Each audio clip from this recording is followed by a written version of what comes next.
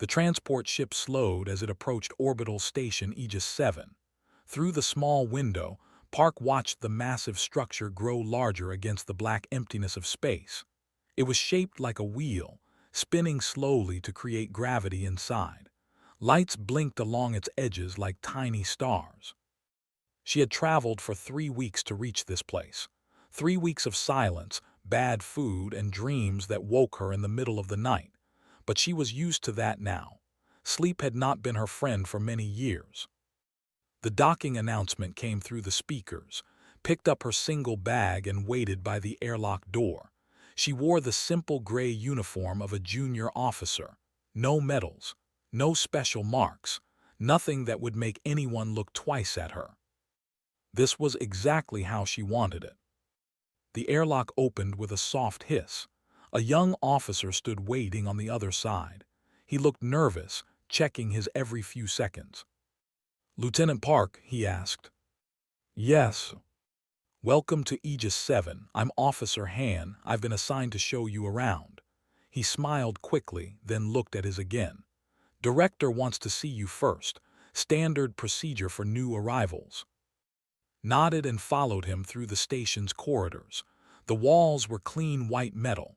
People in various uniforms walked past them, busy with their own work. Some carried equipment. Others talked in small groups. Nobody paid attention to the quiet woman with the ordinary face. Director's office was on the command level. It had a large window that showed the stars outside. The director himself was a tall man with gray hair and tired eyes. He had the look of someone who had seen too much and slept too little. He did not stand when entered. He barely looked up from the papers on his desk. "Lieutenant Park," he said, reading from her file, "Cultural Liaison Officer, transferred from Earth Command." He made a small sound that might have been a laugh. "They keep sending me people with no field experience. Do you even know where we are?" "The edge of contested space," answered, "near the Dominion border." "Near?" Finally looked at her. "We are 30 minutes from their patrol routes. If they decide to attack, we have exactly enough time to send a distress signal before we die." He dropped her file on his desk. "And Earth sends me another desk officer." Said nothing. She had learned long ago that defending herself was unnecessary. People believed what they wanted to believe. A door opened behind her. A woman walked in, tall and strong, with short black hair and sharp eyes. She wore a captain's uniform and moved like someone who knew how to fight. "This is Captain," Director said. "My second in command. She handles security." Captain looked at the way a cat looks at a mouse. "Another bureaucrat from Earth who has never seen real space," she said. It was not a question. "I have seen space," replied calmly. "Through a window, I'm sure." Captain turned to the director. "Where do you want her?" "Observation deck. She can monitor alien communications. At least that way she might be useful." Accepted the assignment without complaint. Officer Han led her to the observation deck, a large room filled with screens and equipment. A few other officers worked there, watching data scroll across their displays. Her station was in the corner, a small desk with a single screen, the least important position in the room. She sat down and began her work. The hours passed slowly. Listen to alien transmissions and read reports about ship movements near the border. Most of it was routine, trade ships, patrol vessels, nothing unusual. But then she noticed something. The fleet was changing position, not in a big way, small movements that most people would ignore, but had seen this pattern before. 7 years ago when they had tried to invade human space for the first time. She remembered that day clearly, the fear in people's voices, the panic as news spread across Earth. Everyone thought it was the end.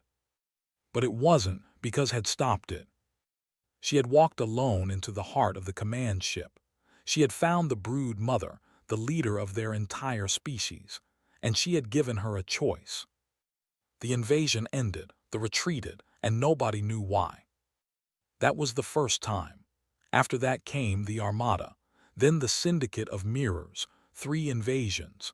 3 times the galaxy almost fell into war. 3 times a quiet woman with an ordinary face had changed everything. Her official records said none of this. Her official records said she was a junior officer with minimal experience. That was what Earth Command wanted everyone to believe. Looked at the fleet movements on her screen. They were preparing for something, testing humanity's defenses, looking for weakness. They would find none, not while she was here. She saved the data and continued her work. Around her, the other officers talked and laughed, unaware of the danger moving toward them, unaware of the woman sitting in the corner who had already saved humanity 3 times. Director thought she was useless. Captain thought she was weak. They would learn the truth soon enough. But for now waited, she watched, she prepared. They were coming, and she would be ready. The message came 3 days later. A ship requested permission to dock at the station. They called it a diplomatic envoy. They spoke of peace and friendship and mutual benefit. Director saw opportunity. This could be important, he told his senior staff. They have never asked for talks before. If we can build a relationship with them, it could mean safety for the entire region. Captain was not convinced. It could also be a trap, she said. They're predators. Their entire history is conquest. Why would they suddenly want peace? Because they know we're getting stronger, replied. Maybe they've decided it's easier to talk than fight. The debate went on for hours. In the end, Director made the decision. They would be allowed to dock. A welcome reception would be held in the main hall. Everyone would be polite and careful. Watched from her corner of the observation deck. She had not been invited to the meetings. She was too junior, too unimportant. But she heard everything through the station's communication channels. They were coming, and she knew exactly why. On the day of the reception, was assigned to help the diplomatic staff. She would carry drinks and food, stand in the background, and stay quiet. It was the perfect position for someone who wanted to observe without being observed. The main hall was decorated with lights and banners. Tables held food from a dozen worlds. Officers wore their best uniforms. Everyone wanted to make a good impression. Then they arrived. Ambassador was massive. He stood 3 meters tall, with a hard shell covering his body and 4 arms that ended in sharp claws. His head was like an insect's, with huge compound eyes that reflected the light in strange colors. When he spoke, his mandibles clicked together with each word. Behind him walked 6 guards, each one carrying weapons that could burn through metal. Director stepped forward with a smile. Ambassador, welcome to Aegis 7. We are honored by your visit. The honor is ours, replied. His voice was deep and harsh like stones grinding together. We have watched humanity for many years. You are interesting, different from other species we have met. We hope to build a lasting friendship between our peoples, said. Made a sound that might have been laughter. Friendship, yes, that is what we all want. The reception continued. People talked and ate and pretended everything was normal, but noticed how the guards watched everyone, how their eyes moved across the room, studying, measuring. They were not here for friendship. They were here to learn weaknesses. She moved through the crowd with her tray of drinks. Nobody looked at her. She was invisible, just another servant doing her job. Then she passed near Ambassador. He was talking to Captain about military traditions. His compound eyes looked bored, but suddenly they stopped. They fixed on with a sharpness that made her blood go cold. You, he said. The room fell silent. Everyone turned to look. Director stepped forward, confused. Ambassador, is something wrong? Did not answer. He kept staring at. His mandibles clicked faster now, a sign of strong emotion in his species. I know your face, he said slowly. I have seen it before. Set her tray down on a nearby table. Her hands were steady. Her voice was calm. Perhaps you are mistaken. I am not mistaken. Took a step toward her. His guards raised their weapons. 7 cycles ago, a human female matching your description walked into the brood chamber of Prime. Alone, she walked out, the brood mother did not. Gasps filled the room. Director's face went pale. Captain's hand moved to her weapon. Lieutenant Park is merely a junior officer, said quickly. There must be some mistake. She is no lieutenant, interrupted. She is the ghost of the one who speaks to queens and brings empires to their knees. We thought she was a story, a legend, but here she stands. Looked up at the massive alien. She felt the weight of every eye in the room. 7 years of hiding. 7 years of pretending to be ordinary, all of it ending in this moment. She decided to stop pretending. The brood mother made a choice, she said quietly. I gave her a better one. Guards aimed their weapons at her. The station's security officers drew their own guns. The room filled with tension like water filling a sinking ship. But did not move. She stood perfectly still, her hands at her sides, her face calm as stone. Tell your fleet to withdraw from human space, she said, or we can discuss what happened to the Armada or the Syndicate of Mirrors. She paused. I have time. For a long moment, nobody moved. Nobody spoke. The universe itself seemed to hold its breath. Then Ambassador lowered his head. It was a small movement, but everyone saw it. A sign of respect or fear. We will speak again, he said. Ghost of. He turned and walked toward the exit. His guards followed, their weapons still raised. The door closed behind them. The room exploded with questions. Director demanded explanations. Captain stared at like she was seeing a stranger. Picked up her tray and continued collecting empty glasses. She had work to do. The questions came like a storm. Director called her to his office. Captain stood by the window, arms crossed, watching with eyes that trusted nothing. Who are you? Asked. His voice was hard. Really, not what your file says, the truth. Sat in the chair across from his desk. She looked tired now. The mask of the ordinary officer had fallen away, and what remained was something older, something that had seen too much. My name is Park, she said. That part is true, everything else. She paused. Everything else is what Earth Command decided the galaxy should believe. The called you the ghost of, said. They said you killed their brood mother. I did not kill her. His voice was quiet but firm. I showed her the truth. Her own council was lying to her. They wanted war because war brought them power. The brood mother loved her people. When she learned what her advisors were doing, she chose to stop them. And then asked. Then she stepped down, gave up her position. Her council tried to take control, but without her support, they had no authority. The invasion ended before it began. Walked closer. One person does not stop an invasion. It's impossible. One person with the right information can do many things. Met her eyes. They are powerful, but they're not united. Different factions fight for control. I learned their weaknesses. I found the people who wanted peace. I gave them the tools to win against those who wanted war. Director leaned back in his chair. And the Armada, the Syndicate of Mirrors. These were harder to talk about.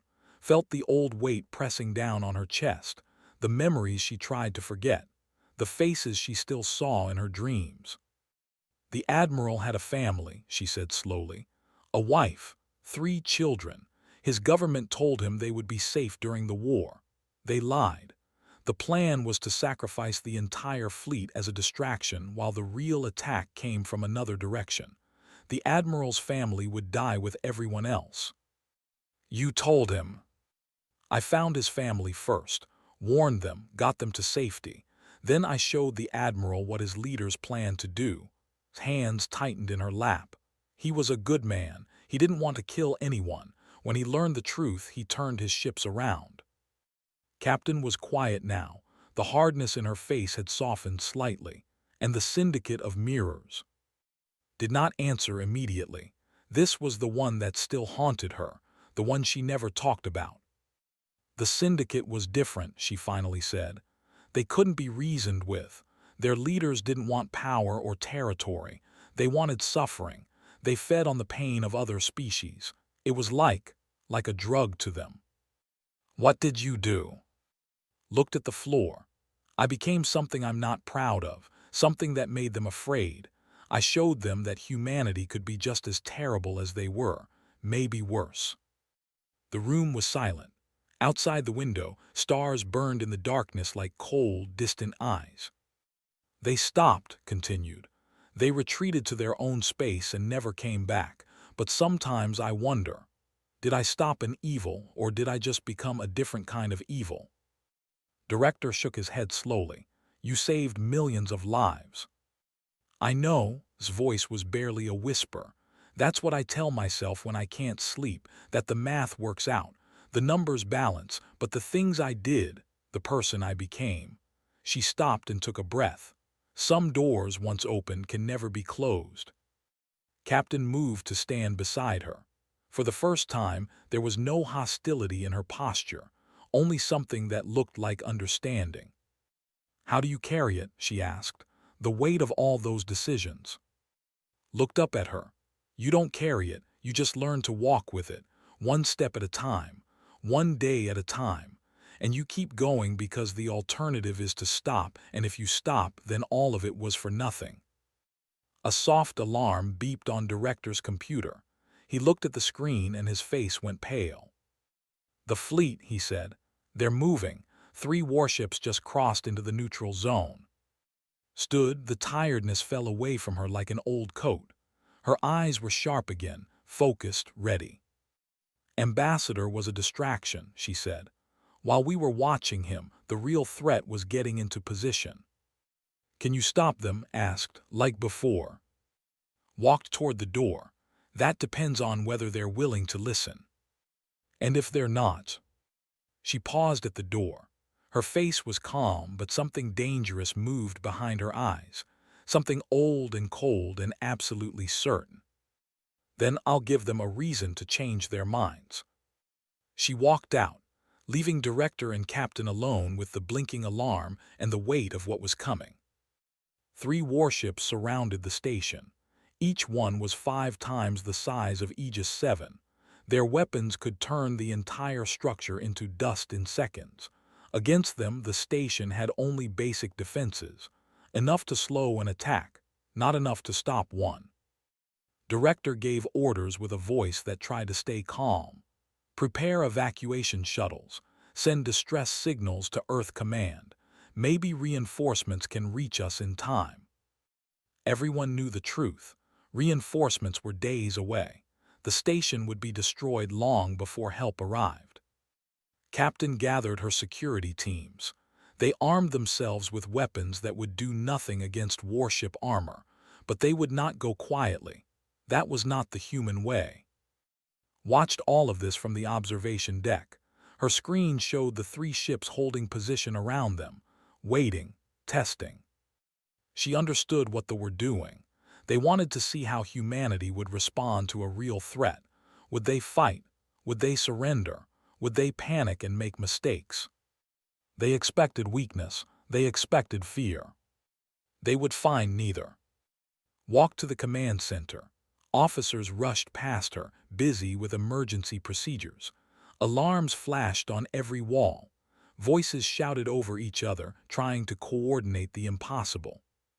Director saw her approach. Lieutenant, whoever you are, if you have a plan, now would be the time. I need access to communications, said. Direct channel to the flagship.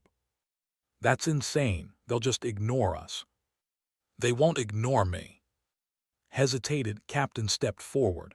Let her try, we have nothing to lose. The director looked at the screens showing the enemy ships. He looked at his officers, his station, everything he had spent years building. Then he nodded. Do it. Sat at the communications console. Her fingers moved across the controls with practiced ease. She opened a channel to the lead warship, a channel that should have been blocked, a channel that no junior officer should have known how to access. But was not a junior officer, and she had been preparing for this moment for 3 years. The screen flickered. A commander appeared, his compound eyes gleaming with victory that had not yet been won. "Human station," he said. "You have 1 hour to surrender. Your people will be taken as laborers. Your technology will serve the Dominion. Resist and you will die. This is your only warning." Leaned forward, "I have a different offer." The commander's mandibles clicked with amusement. "You are in no position to offer anything." "Then let me change your position." Began transmitting data, coordinates, fleet movements, security codes, information that filled the commander's screen faster than he could read. "For 3 years," said calmly, "I have been inside your systems, watching, learning. I know where every ship in your fleet is stationed. I know which admirals are loyal to the Dominion and which ones are planning to take power for themselves. I know the locations of your supply lines, your weapons factories, your breeding grounds." The commander's eyes went wide. His amusement was gone. "I know the names of your war council's families," continued. "I know where they hide during emergencies. I know their secrets, their crimes, their fears. Everything they have tried to bury, I have found." She paused, letting the weight of her words sink in. "I don't want to use any of this. I want you to go home, rebuild your society, choose a better path, but if you force my hand—" Her voice went cold. "I will burn everything you have built. I will expose every lie your leaders have told. I will turn your factions against each other until there is nothing left but ashes." The commander said nothing. On the screens around the command center, the station's officers watched in stunned silence. "And when it's done, finished, I will make sure the entire galaxy knows who made me do it. Every species you have conquered, every enemy you have made. They will all know that the mighty Dominion was brought down by a single human woman. Your legacy will be a warning to others. Do not threaten humanity." She leaned back in her chair. "Or you can leave now. Tell your council this station is not worth the cost, and we can pretend this conversation never happened." The channel went silent. Minutes passed. The station held its breath. Then slowly the ships began to move, not toward the station, away from it. Their engines fired, their weapons powered down. One by one they turned and headed back toward their own space. 20 minutes later, they were gone. The command center erupted in cheers. Officers hugged each other. Some cried with relief. Director sat down heavily, his face white with shock. Captain walked to where Still sat at the console. "How?" she asked. "How is this possible?" Looked at the empty space where the ships had been. "Information is power," she said. "And power is not always about weapons. Sometimes it's about knowing the right things, saying the right words, giving your enemy a reason to choose differently. You could have destroyed them. With what you know, you could have torn their entire civilization apart." "Yes," his voice was very quiet. "That's why they believed me." She stood and walked toward the door. Her work here was done. Earth Command would have questions. There would be reports to file, explanations to give. The machine of government never stopped moving. But for now, the station was safe. Its people would live. And somewhere in space, commanders were reporting to their council that humanity was not the easy prey they had expected. That was enough. It had to be enough. The station returned to normal slowly. Officers went back to their duties. The alarms stopped. The emergency lights turned off. But something had changed. Everyone walked a little differently now. They had seen death coming toward them, and they had seen it turn away. Because of one woman. Found Captain on the observation deck that night. The security officer stood alone, looking out at the stars. The same stars that had almost been her grave. "You're still here," said. Did not turn around. Couldn't sleep, keep thinking about what happened, what almost happened. Stood beside her. The glass was cold against her fingertips. Beyond it, the universe stretched forever, dark and silent and full of things that wanted to hurt them. "I have a question," said. "One I can't stop asking myself." "Ask." "Why didn't you just destroy them?" Finally looked at her. You had enough information to start a civil war in their territory. You could have wiped them out without firing a single shot from our side. Why show mercy? Was quiet for a moment. She thought about the ships retreating into the darkness. She thought about the commander's face when he realized how much she knew. Fear. Real fear. The kind that could become hate if given enough time. Because destruction is easy, she said at last. Building something better is hard. Every species I've faced, the syndicate, they all expected us to fight the way they would. Overwhelming force. Total destruction. Kill or be killed. That's how the galaxy works. That's how the galaxy has always worked. Turned to face her. But humanity doesn't have to follow the same path. Our advantage isn't our weapons or our ships. It's that we can imagine a future where our enemies become our allies. We fight to create possibilities, not to eliminate them. Shook her head slowly. It sounds nice, but what about species that can't be reasoned with? What about the syndicate of mirrors? You said yourself they fed on suffering. Some enemies cannot be reached. His voice grew heavy. And when that happens, I do what must be done, but I give them the choice first. Always. Because sometimes the ones you think are monsters are just afraid. Sometimes they're following orders they don't believe in. Sometimes they're looking for a way out and no one has ever offered them one. And if they refuse, then I become what I need to become, looked back at the stars, but only after I've tried everything else. The silence stretched between them. Understood now. This woman carried the weight of entire civilizations on her shoulders. She had saved millions of lives by being willing to become something terrible, but she chose mercy first, every single time. I judged you when you arrived, said quietly. Thought you were weak, just another paper pusher from Earth. I know. I was wrong. Smiled, it was a small smile, tired and sad but real. You weren't entirely wrong. Part of me is weak. Part of me wishes I could have stayed on Earth, had a normal life, never learned the things I know, never done the things I've done. Why don't you stop, let someone else carry the burden? Because I'm good at it.